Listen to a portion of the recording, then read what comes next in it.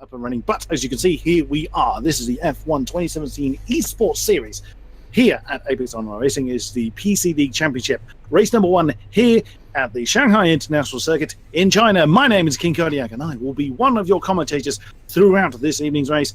Joining me in the commentary box is the talking talent of Texas, the wonderful man, the wonderful beard of Justin. Thank you so much for that fantastic intro. You always have the absolute best intros, and I am super excited for this.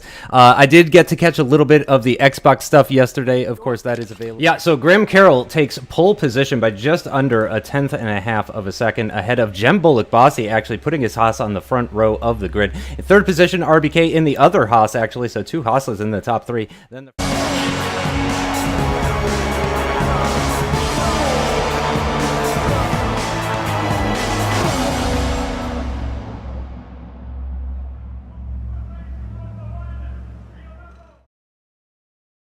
Next week, we go over to Abu Dhabi for round 2 then. But here we are then. 5 lights, wind them up, and let that... Oh, we have a false start. The Sauber actually jumped the start there. That's not going to do them any favors. And oh, my goodness me, one of the houses being squeezed out. I'm trying to figure out who that is. That's Jem Bullock-Bossy, I believe, who takes the lead of the race into turn 1. Oh, very nicely done. Just cycling through the name, see if I can catch up with the leaders. And oh dear, Fizzy's had a terrible start. He's actually at the back, but it is indeed Jem Bullock-Bossy in the Haas that has taken the lead from Grand CT33. Oslo is now in 3rd in the Ferrari. RBK holding on to 4th position in the Haas. Cam in the Williams, 5th position. Klavutsky in the Sauber is in 6th position, and all sorts of pressure from Wycombs in the McLaren. Michael X99 is in 8th position in the Ferrari. We have Max AFC, he's gone up to 9th in the other Sauber, and Ramdrop. Now, interesting, Ramdrop is on the soft tires. He's gone for the harder compound. He's just lost a position to Riker Gordon as they all now come streaming down the short straight heading towards turn 12. Everyone seems to be going... Oh, no. Is there a problem there with the Sauber? With the Toro Rosso, beg your pardon. I just see who that is that seems to be running slowly.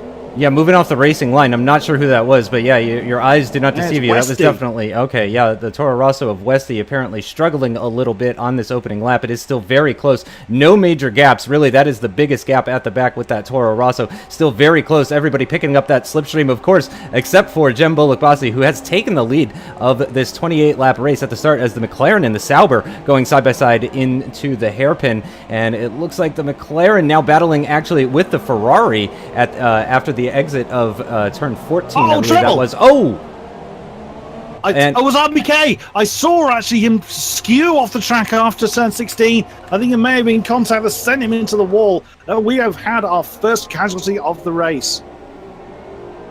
Yep, and a bit of a gap now starting to form between 4th and 5th. I'm on board with Cam in the Williams at the moment, and a big gap down to, I believe that's Wycombs that's below him in the McLaren. Certainly the Mercedes and the Ferrari very close now. It looked like a gap was starting to form between Graham Carroll and Ollie Pakula. It's incredible using these sim racer names for an F1 2017 event. I mean, these are guys that we're used to seeing in iRacing and other types of things. Oh, and has Jem pit? Yes, Jem is pit. Yeah, he pits at the end of lap 5, which surely means that he's on for a 2-stop strategy, I would imagine.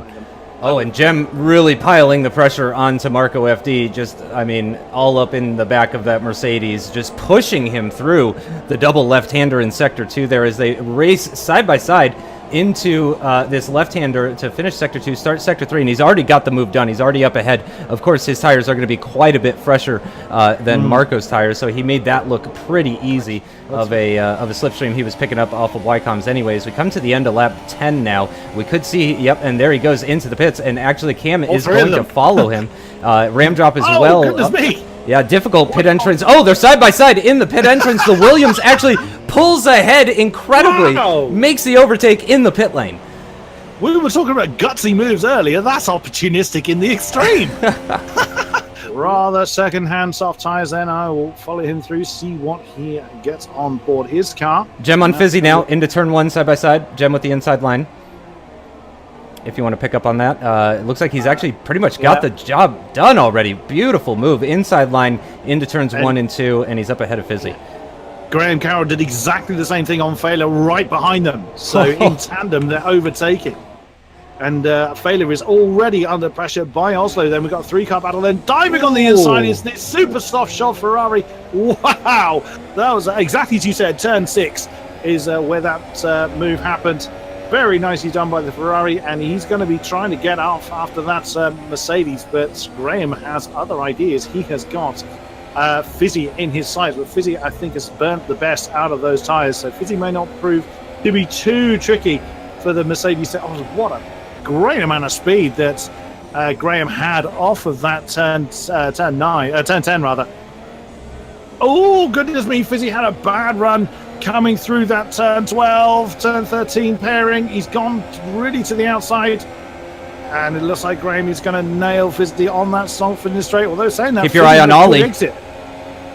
Ollie got a great exit, better than the other two, actually. It's going to be side by side between Ollie and Graham into the hairpin. Fizzy's just ahead of them as well, so they got to keep an eye on that Force India. The Mercedes is going to try a switchback maneuver. It's not quite worked out for him. The Super Softs on that. Graham Carroll's pit light is on. I'd be surprised if it was on so soon. Yep, that could be. Yeah, I'm not sure why he would be doing that actually. Because certainly there's no race engineers or anything like that to try and fool. Oh, as Ollie Pakala makes a nice easy move at turn 6 up the inside on Fizzy. Surely with those fresh super softs, he'll have no problem going around the outside at turn 7, and he does indeed. Moves himself up into now P2. Laps open up. Jem is ahead now up into P10, but Ollie potentially could launch an attack here into the hairpin, but no, it looks like Jem's just about got him covered. He doesn't have the best line through that hairpin though, so that's going to allow out Ollie to close up that little bit more as they approach the final corner. Then he'll get another DRS activation here, and we could see some side-by-side action for essentially what is the lead of this race. DRS now open on the Ferrari, and Jem defends the inside line. Smart call from Jem, I think, but Ollie's going to try and hang it around the outside through turn 1. Turn 2, they're going to be side by side heading into turn 3. A bit of a contact between the two of them. Jem leaves him room at the inside of that double left-hander as they come out side by side. It does look like Ollie, with the better exit, though, is potentially going to grab that position. I'm actually still on board with him. No, they're still side by side, and he might get it around the outside at turn 6, and he does. Wow. Turn 12, I believe this is 11, I think it is, as they cross the DRS detection line. The Ferrari definitely within 1 second of the Force India. I don't think that much is in doubt, and he is going to be picking up an almighty slipstream off of the Force India here. DRS activation now for the Ferrari. Let's go on board with him as he's closing on Ram. He's going to grab the inside line. Not a very strong defense from Ram. He's going to try and go around the outside. Ollie with the inside line does move up. 1.2 separates Wycombs and Graham. No, less than a second. There's the crucial bit. If the DRS is working for that McLaren, he is now within DRS range. Graham will know this. He's got 2 laps to do it, and it is possible that gap, the way that gap has been decreasing, that has been getting smaller and smaller at a greater rate lap to lap. Wycombs could possibly do it. We could well see a McLaren for the first time in a very long time on that top spot of the podium. You said it, not me, but I did laugh at it. So I will accept blame for that one as they make their way into sector 3 through the DRS detection line. I think it is just about enough for the McLaren. Again, we haven't necessarily been accurately seeing the DRS activation happening for these drivers, so I'm not entirely sure. He's definitely closing up on this straight, though, whether he's using DRS or not. Regardless, closes up massively on the Mercedes, and they are going to be nose to tail coming out of this hairpin. Exactly as we said, this is going to be all in the final lap. Wycombs has certainly got the pace. He looks like he's got the tyre life, but can he get the move done? He's got the DRS. It's about 2.5 miles or thereabouts as they come into that long turn 1. Can Graham hang on to the apex to keep the McLaren at bay? Yes, he does. They then slow it down now into the left-hander. Gone through 2. Now through 3 and 4. This is going to be an opportunity through 4, 5, and 6. The McLaren is nailed to the back of that Mercedes. Graham is defending the inside line so close. And he parked it perfectly on the apex then to prevent the switchback from the McLaren. Now through 7, nothing Wycombs are going to particularly be able to do from here. Although Graham's gone wide. Oh my goodness me, are we going to see an overtake through 8? Graham was too wide. No, he just manages to defend that position. Apologies to the rest of the field. You're going to have to handle your race on your own. We're concentrating on these two.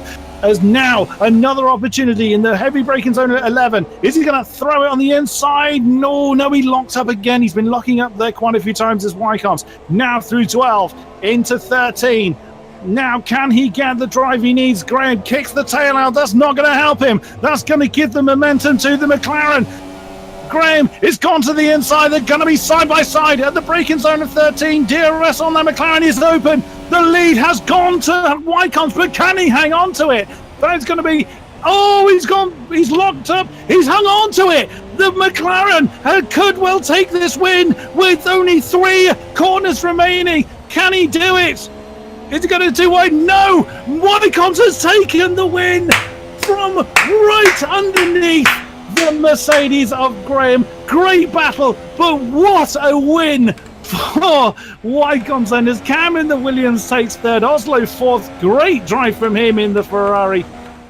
Goodness me, as I now talk in a way that everybody can hear me and not just every dog in the nearby neighborhood. Michael then takes 6th position. Kalon, as we're just... there's a problem at the back. One of the Force Indias is just as Fizzy. Fizzy's decided to take a braking board with him. I think he's got a puncture. He looked like he was just wiggling around everywhere, like he had a puncture. Now he may well actually be able to continue quite happily. And says, I think Johnny John is the last one to come over the line. Yes, he is. Your final positions then. Oh my goodness me, what a finish. What a show. What a show. They really put on a show for us. That was truly incredible. I don't know if there were any sort of penalties or anything like that is concerned as far as going off the track extending, corner cutting, that sort of stuff. So we'll have to see the final results. But no, there is Wycombs on the top step in the McLaren. Oh, man, I can only imagine how excited. I mean, I imagine his real self is even more excited than his virtual self in this scenario. He's probably got his own bottle of champagne that he's busted open. Eric.